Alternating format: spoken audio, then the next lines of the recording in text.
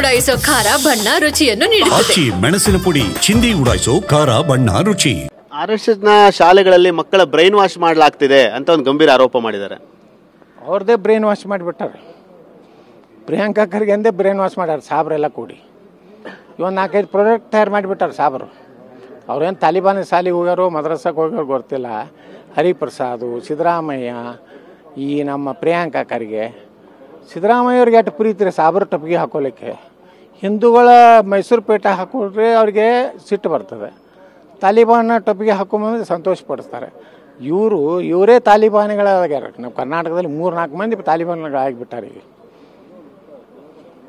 ಪ್ರಮುಖವಾಗಿ ದಲಿತ ಸಂಘಟನೆಗಳು, ಹಿಂದುಳಿದ ಸಂಘಟನೆಗಳು ಒಂದು ಕೋಲನ್ನು ಹಿಡ್ಕೊಂಡು ಓಡಾಡಿದರೆ, ದೊಣ್ಣೆನ ಹಿಡ್ಕೊಂಡು ಓಡಾಡಿದ್ರೆ ಅದನ್ನ ಸ್ವಾಗತ ಮಾಡ್ತಾರೆ. ಯಾಕಂದ್ರೆ ಇವರು ದೊಣ್ಣೆನ ಹಿಡ್ಕೊಂಡು ಎಲ್ಲಿ ಬೇಕಾದ್ರೆ ಓಡಾಡ್ಬೋದು RSSನವರು ಅಂತ ಪ್ರಶ್ನೆ ಮಾಡಿದ್ದಾರೆ.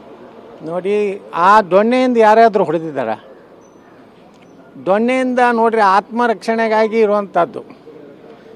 ಇವತ್ತು RSSನಲ್ಲಿ ಏನಾದರೂ ಏಕಪಾರ್ಟಿಷನ್ನು ಅಥವಾ ಬರ್ಚಿ, ಕತ್ತಿ ಇಂಥವು ಏನಾದರೂ ಹಿಡ್ಕೊಂಡು ಆಯುಧಗಳನ್ನೇನು ಅಡ್ಡಾಡಿಲ್ಲ.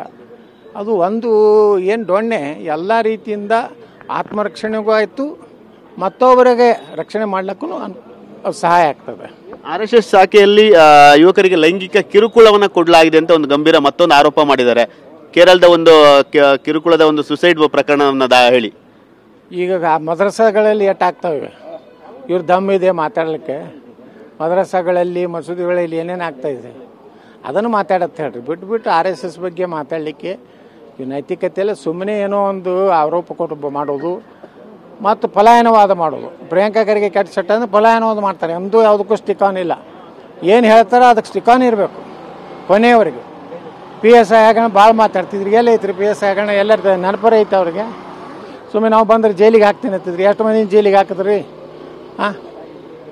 ಈ ಮರುಳು ಮಾಫಿಯಾ ಅವ್ರನ್ನೆಲ್ಲ ಸಪೋರ್ಟ್ ಮಾಡೋರು ಯಾರು ಗುಲ್ಬರ್ಗಾದಲ್ಲಿ? ಇವರೇ. ಪಾಪ ನಮ್ಮ ಛಲವಾದಿ ನಾರಾಯಣಸ್ವಾಮಿ ಭಾಳ ಗಟ್ಟಿಯಾಗಿ ಖರ್ಗೆ ಅವರ ಕುಟುಂಬ ಬಗ್ಗೆ ಮಾತಾಡ್ತಿದ್ರು. ಈ ಯಡಿಯೂರಪ್ಪ ಅವ್ರ ಬಾಯಿನೂ ಬಂದ್ ಮಾಡಿಬಿಟ್ಟ. ಮತ್ತೇನೈತಿ? ಇಷ್ಟೇ.